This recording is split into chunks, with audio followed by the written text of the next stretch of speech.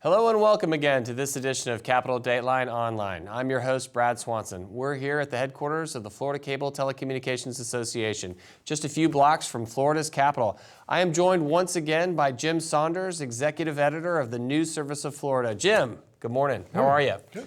We've got a lot of news that happened over the Thanksgiving holiday, and we've got a lot of stuff coming up before session begins. Why don't we start with the big news? Fidel Castro has passed away. Big news for Florida. It's a huge news for Florida. I mean, particularly Miami, also Tampa area, other parts of the state.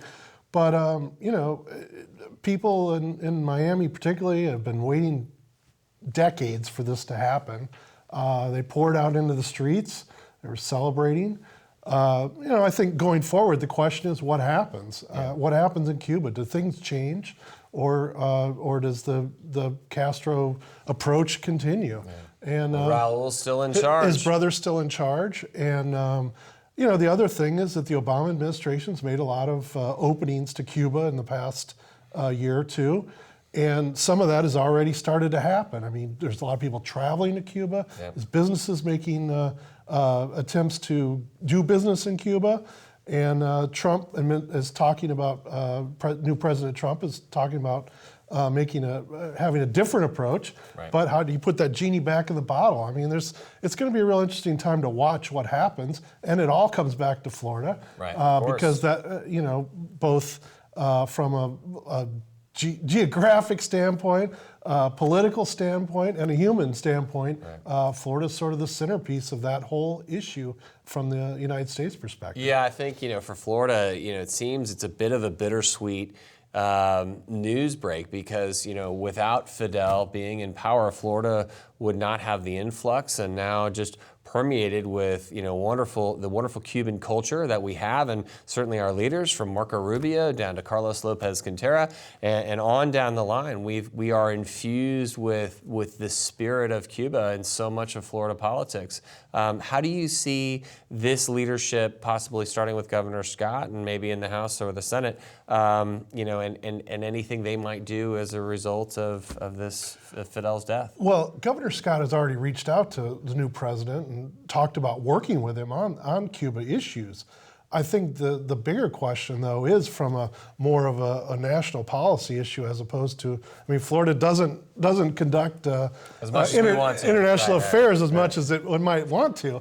But, it's going to have to kind of take the lead from the Trump administration. But let's face it, Governor Scott was a big supporter of Donald Trump. And so I think Trump will know that Florida has to be intimately involved in whatever policy decisions go on with Cuba. And I think he and Governor Scott will work together on it. But I think it's a little bit early to tell how that's going to play out. Yeah. Well, anytime I think a despot, dictator, or whatever you want to, call Fidel, leaving this planet for whatever comes next for him will be it'll be important to see what Florida does next. It's been almost 6 decades of so it's a long time, and I don't know you'd make changes really quickly after that long if something's been in place. Yeah, it should be interesting. All right, well, let's move from the Caribbean and really the global stage to the Florida stage. We had organizing session last week in Tallahassee and had several speeches, maybe more than a few, but importantly we had the new speaker, Speaker Corcoran and President Negron make their speeches in their official roles as President and Speaker. Well, I think Speaker Corcoran made most of the news last week. It's part of their personalities. He's really fiery. New President Negron is more laid back or more doesn't come out and fire away as much as the new speaker does. One thing that Speaker Corcoran talked about, which got a lot of attention, was he really went after the teachers union, the Florida Education Association, on the tax credit scholarship program, which is a voucher-like program that Florida has had for quite a few years now. And the teachers union, as well as some other groups, have been challenging that program in court. There's like more than 90,000 students receiving aid through this program to go to private schools. It has become a very large program, and it's really Florida's sort of signature voucher type of program at this point. National model. And so it started way back in the Jeb Bush days. It's been around for a while. But this court case has been going on for a while, and it's at the Florida Supreme Court right now. The state won at the Leon County Circuit Court as well as the First District Court of Appeal. Basically, they said, those judges said that the union and the other plaintiffs in this case didn't have a legal standing to challenge the program. Now it's at the Supreme Court. But Speaker Corcoran really came out strong. He called the lawsuit evil, which drew a lot of headlines. I mean, It went beyond just criticizing the lawsuit. He called it flat out evil and said that it was hurting low-income children who are the primary participants in this program. And basically he called out the union. The union shows no sign of backing down.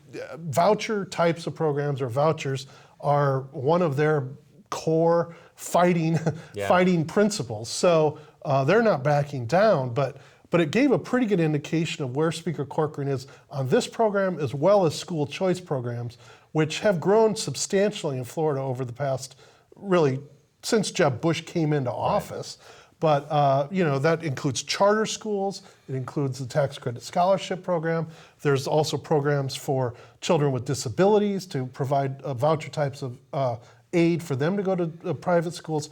So I think it really laid down a marker about where he is on education policy going forward. Yeah, I mean, I think the proponents of those policies in general will argue flexibility and parental choice, and it seems like Speaker Corcoran has definitely, reinforced his support of those policies. Well, it's been a trend that, it's had a lot of support in the House and the Senate, but he took a pretty hardline stance on that. Right. So he didn't stop there with the schools. He looked at the Supreme Court itself, or the courts in Florida itself, talking about term limits. Well, that's another issue that he brought up. It's something he's referred to in the past, but he made it enough of a priority on his opening day as Speaker to bring it up, which I think, again, puts down a marker.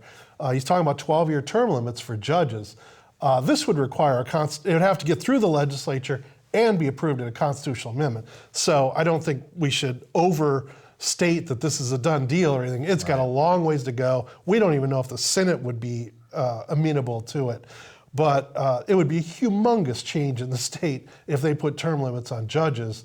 As you and I have discussed in the past, there's a process right now of selecting a new Supreme Court justice. We have people on the Supreme Court who've been there for 20 years. Right. And that's a lot of time to make policy. There's also district courts of appeal judges who've been, not that many of them, but there are some who go way back. And circuit judges, some are there for decades. Right. So, Speaker Corcoran really kind of wants to blow up the system a little bit, put 12-year term limits on judges. Now, this will get humongous backlash. I mean, there will be people fighting this tooth and nail. And so, again, I think it's a little early to tell what its prospects are. But again, he's talking about making substantial changes within the court system. What's interesting on term limits, though, is that is typically the citizens of Florida have supported the arguments for tourism or for term limits when they come up. So it'll be interesting to see any of the folks that are opposite that position and see how much legs they get in their argument. That's a great point. I mean, in 1992, the voters overwhelmingly approved term limits for the legislature. And there's been proposals have reemerged over the years to extend the term limits for legislators, and the legislature never moves forward with that because they know that where the populace will not approve extending the amount of time that legislators can serve. So, but if you open it up, it could be a window of 12 for everybody. If it gets on the ballot, term limits for judges might pass, but I think that in the Senate there would be a huge fight about whether to put it on the ballot. Well, let's talk about the Senate. President Negron likewise took to the well and gave his opening speeches. So what did President Negron share? Well, a couple things. I mean, again, these are not really new ideas, but I think it's at least symbolically it's important what these guys focus on their first day, because this is sort of what their priorities are. And he has focused a lot on higher education, trying to inject more money into the system, make more aid available, rework some of the scholarship programs. And one of the problems, though, we already saw on opening day is that Speaker Corcoran and Carlos Trujillo is the new budget chairman in the House. Both are raising questions about, well, is the money going to be there? There's a lot of concern in the legislature that there's just not going to be a whole lot of additional money next year for various things. And so Corcoran's position, and essentially Trujillo's, is, if you're going to want to spend a bunch more money on higher ed, you're going to have to find someplace else to cut it. Now that makes it difficult. Right. The other thing that President Negron is focused on heavily is buying land down near Lake Okeechobee. This is a very big issue in Negron's home territory, Stewart, Martin County, St. Lucie County, those sorts of areas, because water is coming out of Lake Okeechobee and going into the waterways around there, polluting them, and it's a big issue down there. So Negron is supporting a, again, pretty costly plan to buy land down near Lake Okeechobee to store water, prevent it from running off. But, again, this is something that's going to be heavily lobbied. There's going to be a lot of discussion between the House and the Senate, but the Senate President is the Senate President. He has a lot of power. And if he chooses to use it, and depending on how he uses it, he may get it done. Right. The other issue that's out there that really didn't get a lot of play last week is the workers' compensation insurance issue, and we expect both the business lobby to be out with the Chamber, Florida Chamber, and Associated Industries, and definitely the Florida Justice Association, aka the trial lawyers. Yeah, I mean, there was the Office of Insurance Regulation recently approved a 14.5% rate increase in workers' comp insurance. It's supposed to take effect this week. The sort of curveball that came into this was last week on Wednesday. A Leon County Circuit judge blocked it. She said that the Sunshine Law had been violated in the process of developing this rate increase. But regardless, I think everybody thinks workers' comp is going to be a big issue during the session.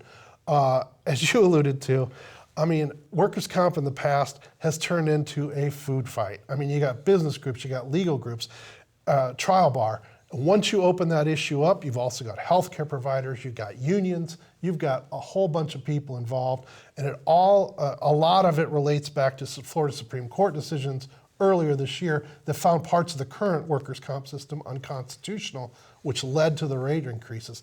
But I think everybody's sort of girding themselves for a fight about that issue during the 2017 session. Well, and those issues always get spoken about with the big business lobbies or the big, plaintiff lobby. The challenge is whichever way those laws go, they affect every citizen in Florida that's got a job, and those small business owners out there are going to have to pay it one way or the other. Well, they affect all the businesses, but also it affects the injured workers. Right. I mean, how much benefits they get. I mean, and that has been an issue. There were 2 Supreme Court decisions, one of which dealt with an injured firefighter who had his benefits cut off, and the Supreme Court said, that's unconstitutional, the way this is structured. Right. So it ripples down all the way through the business community, ripples down through the injured workers, and that's why it's such a messy issue. Yeah. There's a lot of money involved, and a lot of parties involved, a lot of special interests involved. So once you open that issue up, it's not easy to resolve. Well, I think from Tallahassee's perspective, we look at, the smaller budget this year. We look at these major issues, but we know Florida is a tourism state. We're also a retail state. We're in the Christmas season. It looks like sales are going well. What are your plans for Christmas? Well, hopefully take it easy a little bit. Right, but, right. I don't think they're going to give you that time. I'm going to go to grandmother's house after Christmas, all right. so well, that'll be good. Well, I think from everybody here at our perspective, we're going to be looking forward to working with you through these next few weeks of Christmas, and then we'll prepare as the new year comes to get ready for the committee weeks and session to begin. So, Jim, thanks. Thank you. Appreciate it. That's all the time we have for today's Capitol Dateline Online. For more news, views, and opinions, go to our website at capitoldatelineonline.com or check us out on our Facebook page. And from everybody here at the Florida Cable Telecommunications Association, have a great day.